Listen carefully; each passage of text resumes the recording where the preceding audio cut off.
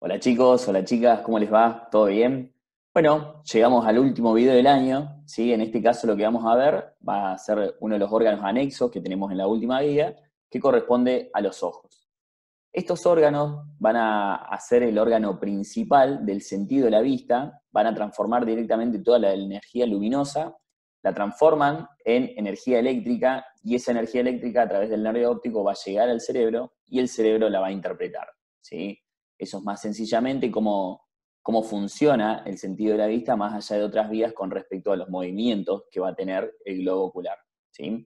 Como siempre, le vamos a dar un orden a este órgano para poder estudiarlo de una manera correcta y también para que nos quede mejor toda la parte anatómica, toda su estructura, ¿sí? Vamos a comenzar. Una de las primeras partes que vamos a estudiar con respecto al ojo van a ser los músculos extrínsecos. Estos músculos extrínsecos van a ser voluntarios y vamos a tener 4 músculos rectos y 2 músculos oblicuos. Los rectos van a ser recto superior, recto inferior, recto interno y recto externo, o medio y lateral.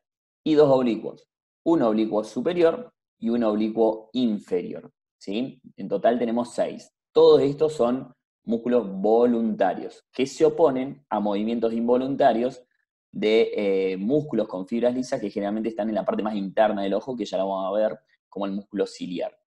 Pero en este caso, los músculos extrínsecos del ojo me van a permitir realizar los movimientos de todo el globo ocular. Fíjense que cómo va a actuar cada uno de estos músculos, nosotros ya podemos deducir si se contrae, por ejemplo, este músculo, que es el recto interno, va a traer el globo ocular hacia este lado, ¿sí? Supongamos que acá tenemos el recto superior, se contrae y tira el globo ocular hacia arriba, ¿sí? Entonces permite que el globo ocular se dirija hacia arriba, ¿sí? Entonces ahí vamos a poder deducir más o menos hacia dónde van a permitir realizar el movimiento del globo ocular cada uno de estos músculos extrínsecos, ¿sí? Fíjense acá también, ya tenemos dentro de la cavidad orbitaria todo el conjunto de músculos. Acá hay algo muy importante, que el oblicuo superior pasa a través de un ligamento que se denomina tróclea, ¿sí? Y esos músculos oblicuos, tanto el superior como el inferior, me permiten girarlo en este sentido al globo ocular, ¿sí? Acá lo tenemos en una vista de frente, recto superior, lateral, medial y recto inferior. Y acá tenemos oblicuo inferior y oblicuo superior en ese punto. Ya vemos también cómo van llegando las fibras nerviosas, tanto del nervio óptico como del motor ocular común, ¿sí? Ahora sí, vamos a entrar directamente en lo que respecta al ojo. Vamos a ver primero su constitución anatómica, que es bastante separada, ¿sí? Ya que cada una de estas capas que vamos a estudiar del ojo va a tener una función particular, ¿sí? La primera que vamos a tener, la vamos a ver de afuera hacia adentro, va a corresponder a la capa externa, es una capa fibrosa. Luego tenemos una capa media, que es vascular, y una capa interna que va a ser nerviosa. En la capa externa vamos a encontrar dos estructuras, que son la córnea y la esclerótica, ya vamos a explicar cada una. En la capa media vascular vamos a encontrar el coroides, el cuerpo ciliar y el iris. Y en la capa interna vamos a encontrar la retina con un conjunto de células que son los que me permiten mejorar la vista, tanto la vista nocturna como la vista diurna, que son los bastones y conos, ¿sí? Ya ustedes puede ser que conozcan de la vida diaria, de la vida cotidiana, algunas de estas estructuras, por lo menos por nombre. Ahora ya la vamos a ver más en detalle de dónde están ubicadas y qué función tienen. Vamos a comenzar de afuera hacia adentro con la capa externa, obviamente. Dijimos que esta capa externa va a tener dos estructuras. Una de ellas es la córnea y otra es la esclerótica. Vamos primero con este dibujo que tienen a su derecha.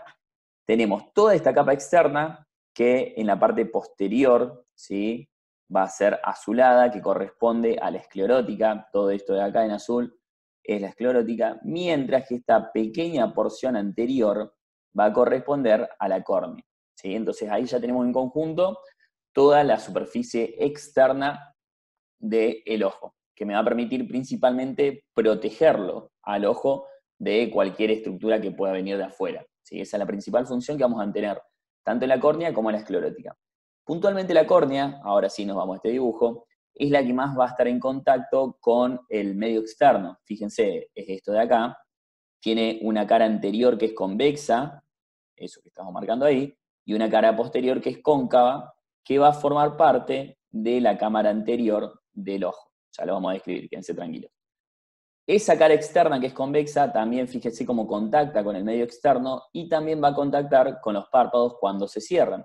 Es por eso que decimos que la córnea es como la primera barrera que tenemos dentro del globo ocular, ¿sí? Es donde va a empezar a ingresar la luz para llegar a la retina, que ese es nuestro objetivo, que la luz llegue a la retina, ¿sí? Acá tenemos entonces la córnea, solamente en la parte anterior, que sería como la tapita, ¿sí? Y la esclerótica, que se dirige todo hacia atrás. Decimos ahí, como está escrito en la guía, que la esclerótica va a ocupar los 5/6 posteriores o restantes de la cara externa, de la capa externa, ¿sí? Ahí lo tenemos, córnea y la esclerótica, que esta esclerótica tiene una particularidad, que tiene dos aberturas. Una abertura anterior para que se inserte la córnea, que eso ya lo conocemos, y una abertura posterior para que ingrese el nervio óptico, ¿sí? Entonces ahí ya tenemos descrito nuestras dos primeras estructuras de la capa externa. Acá tenemos ya un corte axial del ojo, vemos como tenemos toda la esclerótica ahí en azul, ¿sí? Bien ocupando todos los 5/6 restantes de la capa externa, y solamente en la parte anterior de esa capa externa encontramos ahí la córnea en gris. Acá ya tenemos una imagen porque la córnea suele ser la que también se puede trasplantar, ¿sí? Es como la tapita del ojo, ¿sí? Entonces por eso es que está esa imagen para que ustedes la puedan llegar a reconocer. Tiene forma con una cara anterior convexa y una cara posterior cóncava, no se olviden de eso porque esa cara, esa forma en realidad es la que también me permite ver qué tanta capacidad visual tiene una persona. Cualquier deformidad en la córnea puede afectar la capacidad visual de las personas, ¿sí? Vamos a la capa media vascular. Acá encontramos tres estructuras, que son el coroides, el cuerpo ciliar y el iris. Fíjense que en este corte axial de Netter vamos a tener bien diferenciadas las tres capas. Todo esto en gris corresponde a la capa ya estudiada, que es la capa externa con la esclerótica y adelante el iris, la córnea. Y esta capa, que fíjense que se denomina vascular, es esta capa del medio, donde tenemos bien todas las arterias y las venas que me van a irrigar y drenar el globo ocular, ¿sí? Por eso es que se denomina capa vascular o también conocida como capa nutricia.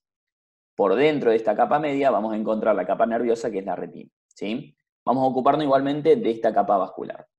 Tenemos acá toda esta porción que corresponde al coroides, ¿sí? Toda esta parte posterior y media de esta capa media, mientras que hacia adelante vamos a encontrar el cuerpo ciliar, que es esta porción de acá, ¿sí? Donde vamos a tener el músculo ciliar y el proceso ciliar, y más hacia adelante vamos a encontrar el iris, que el iris ya lo conocen, que es la parte que tiene color del ojo, lo que nosotros vemos que tiene color, ¿sí? Recuerden acá, ¿sí? Que el cuerpo ciliar va a estar formado por el músculo ciliar y el proceso ciliar. El músculo ciliar va a ser el que me va a regular todos los movimientos de esta lente, que es el cristalino, ¿sí? Que eso seguro ya les suena, ¿sí? Me va a permitir adaptar el cristalino a diferentes capacidades visuales. Mientras que el proceso ciliar, que forma parte del cuerpo ciliar, se va a encargar de formarme el humor acuoso, que es una estructura que me va a nutrir tanto la córnea como el cristalino, ¿sí? Entonces ahí ya tenemos bien distribuidos nuestros tres componentes de la capa media vascular. La coroides, ¿sí? Esta partecita de acá, y después vamos a tener también el cuerpo ciliar con el músculo ciliar y el proceso ciliar, y hacia adelante el iris, ¿sí? Acá tenemos una vista mucho más aumentada de esta zona. Lo que tenemos acá es la córnea cortada a la mitad, tenemos hacia acá el iris, ¿sí? En esa partecita de ahí, y hacia atrás ya vamos a encontrar el cristalino. Este iris va a formar parte o va a ser el límite entre esto que tenemos como cámara anterior y cámara posterior. Yo ahora ya se las voy a mostrar bien, pero en esas cámaras anteriores y posteriores es por donde va a discurrir el humor acuoso. Nos vamos hacia la parte más externa de esta capa media vascular, donde encontramos todo el cuerpo ciliar con su proceso ciliar, que es el que me va a formar el humor acuoso, y las fibras de los músculos ciliares, que esos músculos ciliares van a ser independientes, ¿sí? Van a ser involuntarios. lo que me permiten es regular al cristalino. Me lo van a permitir que se adapte a determinadas condiciones visuales. Acá tenemos la capa media, en esa partecita de ahí, que en su parte anterior, acá, en la parte anterior, termina en una, se adelgaza, se hace más fina, en una estructura que se denomina hora serrata, ¿sí? Entonces recuerden, la coroides hacia adelante se adelgaza y termina en una estructura que se llama hora serrata. Esta imagen que tenemos acá es una vista de frente, más o menos a esta altura, entonces nosotros lo estamos viendo en ese sentido, ¿sí? Atravesamos acá, lo cortamos al ojo por ahí y obtenemos esta imagen. Entonces nosotros podemos ver esa porción finita, bien dentada, que corresponde a la hora serrata. En el centro, esto blanco, grisáceo, corresponde al cristalino, que acá lo denomina como lente, y acá ya tenemos los procesos ciliares. Fíjense cómo los procesos ciliares van desde la hora serrata hasta el cristalino, y son los que me van a permitir esos movimientos de cristalino para poder realizar un buen enfoque, ¿sí? Entonces ahí ya vamos viendo qué función va teniendo cada una de estas estructuras, ¿sí? Pero más que nada esta imagen es para ver que ustedes puedan visualizar cómo está formada o cómo se ve la hora serrata, que a veces acá en estos esquemas axiales no se puede alcanzar a entender. Luego vamos a tener el iris, que acá tenemos otro esquema axial, ¿sí? Donde tenemos cristalino, acá encontramos los procesos ciliares junto con su músculo ciliar, formando el cuerpo ciliar. Sus fibras, fíjense cómo van hacia el cristalino. Por delante del cristalino vamos a encontrar el iris, que es esta partecita de acá, que está cortado de manera axial, ¿sí? Acá tenemos la córnea, a este nivel, y el iris va a estar en contacto hacia adelante con la cámara anterior y hacia atrás con la cámara posterior del ojo. El iris, ¿sí? Va a estar formado por fibras musculares lisas, va a actuar como un diafragma que me va a regular la entrada de luz. El iris va a tener en el medio un orificio que se denomina pupila, y entonces este iris, que como les dije recién va a actuar como diafragma, se va a cerrar cuando hay mucha luz en un movimiento que se denomina miosis, se contrae. Permite una contracción de esas fibras musculares lisas del iris y se cierra ese diafragma y la apertura de la pupila me la van a modificar, me la van a achicar. Mientras que en la midriasis se relajan esas fibras, se abren en lugares donde hay poca luz para que ingrese la luz a través de la pupila, ¿sí? Entonces, eso negrito que nosotros vemos del ojo, la bolita del ojo, corresponde a la pupila, que es un orificio en realidad, ¿sí? Es este orificio que vemos ahí, que está en el centro del iris, ¿sí? Acá lo vemos, puse esta imagen para que se pueda alcanzar a ver, ¿sí? Todo esto es el iris, ¿sí? Recuerden que es la porción donde nosotros vemos de los diferentes colores, marrones, azules, verdes, etc. Pero fíjense que bien se nota que hay un orificio en el medio, ¿sí? Entonces, cuando el iris se contrae, se cierra ese orificio en el medio para que ingrese menos luz. Cuando el iris se abre, es porque hay poca luz para que pueda ingresar mayor cantidad de luz, ¿sí? Es decir, que la pupila va a quedar más grande.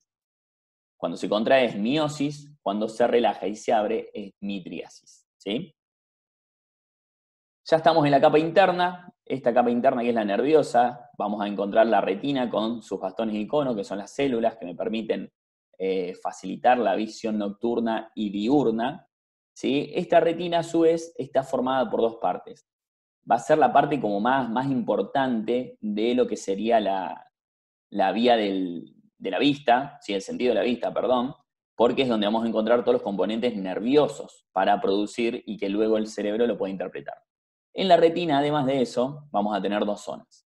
Una porción iridociliar, que si nos vamos al nombre va a ser una porción anterior, ¿sí? Relacionada con el iris. Esto es esa partecita amarilla, ¿sí? Todo lo amarillo corresponde a la retina, ¿sí? Que es la capa más interna que tenemos. Pero ahí adelante tenemos una porción de retina mucho más finita, que se denomina iridociliar, porque está en relación con el iris y la parte del cuerpo ciliar. Esa porción se la denomina como una porción no óptica, ¿sí? Porque no tiene función óptica a ese nivel. Mientras que tenemos una porción coroidea todo por detrás, ¿sí? Que es la que realmente va a tener una función óptica. Es decir, que para que se pueda interpretar una imagen, la luz va a tener que hacer contacto con la porción coroidea de la retina, ¿sí? Entonces, recuerden, tenemos dos porciones, una porción óptica, que es la porción coroidea, y una porción iridociliar, que no tiene función óptica, que es la porción anterior. ¿Sí? Esta parte más amarilla, más gruesa, recuerden que es la porción que va a tener una verdadera función óptica. ¿Sí? Siempre hablando de la retina, ¿no? Acá les puse un esquemita de esas células, los bastones y los conos, para que vean las formas que pueden llegar a tener. Acá tendríamos la retina, y esto sería lo que estaría en contacto con el cuerpo vítreo, que ya ahora se los voy a nombrar, que sería la parte interna del globo ocular. Esto es lo que ya se va hacia atrás, y lo que va a estar en contacto también con el nervio óptico, con las fibras del nervio óptico, ya que van a recibir esa luz, la transforman en señal eléctrica y se la dan al nervio óptico, ¿sí? Acá tenemos un estudio, un fondo de ojo, donde podemos ver toda la retina, ¿sí? Que es la que va a tener la capacidad visual del globo ocular, pero dentro también de esa retina, de esa porción coroidea, que era la que tenía la función óptica, encontramos una partecita, ¿sí? Que es sumamente pequeña, que ahí la vemos, que es la mácula. La mácula es la que me permite ver todos los detalles de una imagen, ¿sí? Es la parte más importante prácticamente. Todo lo otro me permite ver zonas periféricas de una imagen, mientras que la parte más fina, lo que me permite ver los detalles, se va a centrar en la mácula. Entonces, ¿qué va a hacer el ojo? Va a tratar de que enfoquemos siempre, si eso no lo hacemos conscientemente, ¿sí? Pero va a tratar de que la luz siempre llegue, cuando hablo de luz no me refiero estrictamente a un foco, a una linterna, ¿sí? Sino como señales lumínicas a lo que es la imagen, ¿sí? Va a permitir que esas señales lumínicas lleguen directamente a la mácula, ¿sí? Porque es donde tengo mayor capacidad visual. Más del 90% de la formación de la imagen, de los detalles, se va a dar en la mácula, ¿sí? Entonces, todas estas estructuras me tienen que hacer dirigir la luz a este puntito. El resto de la luz se va a ir al resto de la retina, que tiene función óptica, para terminar de formar el 100% de la imagen. ¿Se comprende? Fíjense, acá lo vemos, tenemos toda la retina, ¿sí? Con sus pequeños vasos. Eso corresponde al nervio óptico, ¿sí? A la llegada del nervio óptico, y acá ya tenemos la mácula, ¿sí? Con una porción externa, perdón, que se denomina fovea. Pero esa partecita oscura que se ve en el fondo de ojo es la mácula, la parte más importante donde va a haber mayor densidad de células nerviosas. Ahora sí, ya nos vamos a los medios de refracción, entonces ya vimos por un lado los músculos extrínsecos del ojo que me permiten los movimientos, son voluntarios. Ya vimos la constitución anatómica del ojo, donde hicimos el corte para ver cada una de las capas del ojo y qué función tiene cada uno de los elementos. Y ahora nos vamos a los medios de refracción que están dentro del globo ocular, y su función va a ser la de dirigir todas esas señales luminosas a la retina, puntualmente o mayoritariamente a la mácula, que es como les expliqué recién. Como medios de refracción vamos a tener el cristalino, ya lo conocen seguramente de nombre, el humor acuoso, que ya se lo nombré ahora, y el cuerpo, o también denominado humor vítreo. ¿Sí? Vamos a describir cada uno de ellos. El cristalino es una lente biconvexa, es decir que va a tener una cara anterior convexa y una cara posterior convexa. Y el cristalino es la principal estructura que me permite hacer el enfoque hacia la retina. Fíjense acá. Acá tenemos un objeto que está lejano y acá un objeto que está cerca. Fíjense cómo se va adaptando el cristalino para que pueda hacer foco en la mácula, ¿sí? Principalmente, mayoritariamente, no va a ir toda esa energía luminosa a la mácula, pero tratamos de que la mayoría vaya a la mácula, a la porción de la retina. ¿Sí? Entonces acá, estos músculos que vemos ahí, que me están regulando la forma del cristalino para que se adapte, ¿sí? Y me pueda dirigir la luz hacia la mácula, corresponden a los músculos ciliares, que ya los vimos en la capa media. ¿Se acuerdan? Fíjense acá, cuando el objeto está lejano, se estira el cristalino y permite hacer el enfoque, mientras que acá cuando está el objeto un poquito más cerca, ya se va a hacer un poquitito más grande el cristalino, se va a adoptar otra forma para que esa energía luminosa se centre en la mácula. ¿Sí? Entonces ahí tenemos el cristalino como principal lente o medio de refracción para centrar la energía luminosa en la mácula de la retina. Nos vamos al humor acuoso. El humor acuoso es un líquido, ¿sí? Que va a tener la función principal de nutrir a estructuras que no están totalmente vascularizadas, como son la córnea y el cristalino. ¿Sí? Fíjense que acá nosotros tenemos todos los vasos para el iris, proceso ciliar, la esclerótica, la coroide, pero vemos que estas estructuras no están vascularizadas, entonces se van a nutrir a partir del humor acuoso. Ese humor acuoso se va a formar en el proceso ciliar, que está ubicado en el cuerpo ciliar, y va a discurrir entre la cámara anterior, que es esa que tenemos ahí, esa es la cámara anterior que está en celeste, que va a estar formada por, o entre en realidad, entre la córnea y el iris, ¿sí? Ahí va a estar ubicada la cámara anterior, y después vamos a tener la cámara posterior, ¿sí? Donde acá vemos una partecita y acá vemos otra en un azul más oscuro. Esa cámara posterior va a estar ubicada entre el iris hacia adelante y el cristalino hacia atrás. Y esas dos cavidades, la cámara anterior y la cámara posterior, se van a comunicar, a través de la pupila. ¿Estamos? Entonces va a ir manteniendo un circuito, todo ese humor acuoso, para nutrir también y proteger a la córnea y al cristalino que no están vascularizados. ¿Sí? Luego, por último, tenemos el cuerpo vítreo, o también denominado humor vítreo. Este cuerpo vítreo tiene una densidad un poquitito mayor que la del humor acuoso y me permite mantener la forma del globo ocular, ¿sí?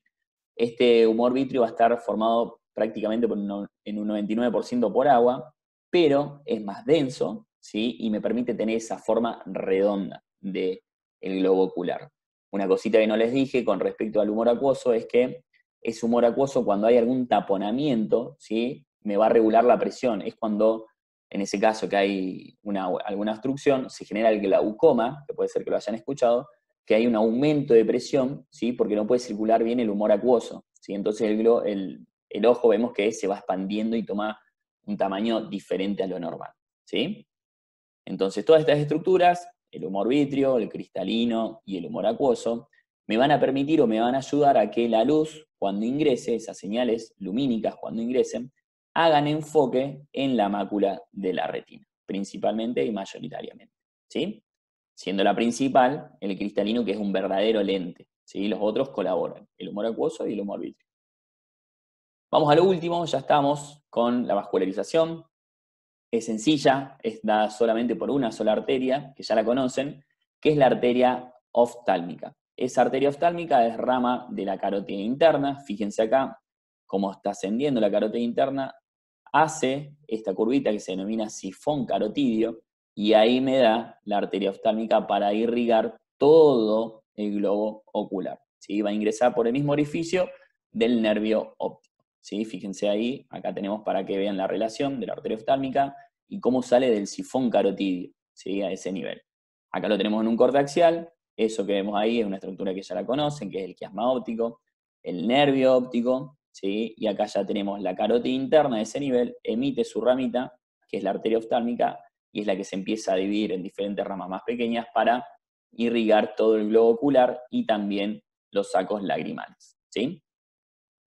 Y el drenaje va a estar dado por dos venas, que son la vena oftálmica superior, que la encontramos acá, y la vena oftálmica inferior, que la tenemos ahí. Estas dos se unen, forman una única vena oftálmica a ese nivel, y va a desembocar en el seno cavernoso, estructura que ustedes ya conocen, que eran esas vacuolas sanguíneas que encontramos a ambos lados de la silla turca, ¿sí? Entonces ya también vamos relacionando con conceptos anteriores, ¿sí? Nos viene bien para repasar. Vamos a finalizar con un par de imágenes de videos, ¿sí? Ya que estamos canchero con mostrar video en el Power. Vamos a sacar esto. Acá tenemos una tomografía, un corte axial a este lado y un corte coronal. Fíjense cómo se van a ver los globos oculares. Entonces ahí tenemos, vamos de arriba hacia abajo. Ahí tenemos los senos frontales, que lo vamos a ver en negro porque tienen aire. Recuerden, esto es derecho y esto es izquierdo, ¿sí? Y ahí ya se empiezan a ver los globos oculares. Eso que ven ahí ya corresponde al músculo recto superior. Seguimos bajando. Vamos más hacia abajo, ya vamos. Eso. Me quemé, dije que estaba canchero y quiero mostrarles ahí cómo ya se empieza a ver el globo ocular. Fíjense acá, todo el globo ocular. Ahí empezamos a ver los músculos rectos laterales. Este es el lateral y acá vamos a empezar a ver el recto interno. Eso que ven ahí, bien grande, es el nervio óptico y esa partecita que ven ahí corresponde al cristalino, ¿sí? Entonces seguimos bajando Ahí ya está, recto lateral, recto interno, nervio óptico, recto interno, recto lateral, nervio óptico del otro lado, ¿sí? Seguimos bajando, ya vemos con mayor tamaño el recto interno, y ahí ya vemos el recto inferior, ¿sí? Ya estamos en la parte inferior del globo ocular. Perfecto, senos maxilares. Corte coronal, vamos a ir de atrás hacia adelante, esto es derecho y esto es izquierdo. Seno fenoidal, silla turca, ¿sí? Fíjense ahí. Vamos de vuelta.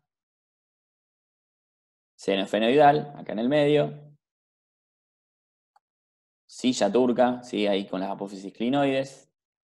Para que se vayan ubicando, fíjense cómo se ven las alas del efenoides.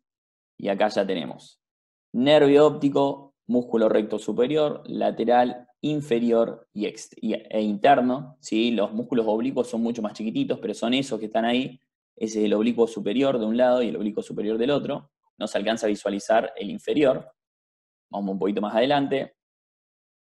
Ahí vemos bien el nervio óptico, ¿sí? Son estas tomografías de órbita, son muy buenas para estudiar, generalmente se complementan con la inyección de medio contraste endovenoso, para saber si hay alguna alteración, y ahí ya empieza a aparecer el globo ocular con los cristalinos. Y acá ya tenemos resonancia magnética, ¿sí? Cortes axiales, acá a su izquierda, y dos cortes coronales. Vamos a ver que tenemos dos diferentes formas de verlo en la resonancia, que son las diferentes potencias que yo les había hablado en algún momento. En esta potenciación nosotros vemos el líquido blanco y en esta lo vamos a ver negro, ¿sí? En esta que se ve el líquido blanco es un T2 que se denomina. Acá vemos el globo ocular y vemos en negro, bien marcadito ahí, el cristalino, ¿sí?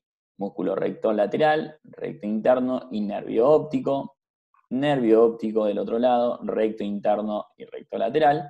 Y acá lo tenemos en otra potenciación que es un T1, donde tenemos el globo ocular en negro, nervio óptico en gris, y acá ya tenemos también recto interno y recto lateral. Y acá ya nos vamos a cortes coronales. Esto es de una parte más posterior, donde vemos bien gruesos ahí los músculos rectos, lateral, interno, inferior y superior. Y ahí vemos el nervio óptico también que está rodeado con una vaina que se denomina, que es lo que le vemos bien blanquito a ese nivel. Y más adelante, ¿sí? Acá vemos el globo ocular, ¿sí? Que sale bien blanco porque tiene un gran contenido de agua, ¿sí? Y eso negrito corresponde al cristalino. Así que bueno, con eso terminamos, ¿sí? Espero que se haya entendido, chicos, y bueno, ya nos despedimos. Finalizamos este año rarísimo, largo, pesado, pero estamos muy satisfechos, más que satisfechos, contentos con todo cómo se dio este año, más allá del esfuerzo, pero vemos que dio su fruto, acá estamos, ¿sí? Ustedes que lo veían también como algo muy difícil que podamos llegar, fíjense que estamos acá todavía y estamos para más. Así que primero que nada los quiero felicitar a ustedes por todo el aguante, por todo el esfuerzo que han hecho para poder llegar a esta altura. Y también, obviamente, a todo el equipo de Anato, que sin la ayuda de alguno de ellos hubiese sido imposible realizar todo esto en este año tan difícil, tan diferente. Así que bueno, les mando un saludo, un abrazo y un beso grande. Estamos dispuestos siempre a cualquier ayuda que puedan llegar a necesitar, a cualquier consejo que nos puedan dar, si ustedes pueden ver cosas que nosotros no vemos tranquilamente. Y como siempre les digo, la cátedra no es nuestra, sino que es de ustedes, ¿sí? Entonces, cualquier sugerencia de cambio que nos permita ayudar a nosotros para mejorar la cátedra y también a sus próximos compañeros que vayan a cursar la materia, van a ser bienvenidos. Así que les mando un beso y un abrazo grande, éxitos en esta última etapa del año, en la última etapa de la carrera, y ya los voy a saludar como futuros colegas. Así que les mando un abrazo grande. Cuídense mucho y estudien mucho. Chao, chao.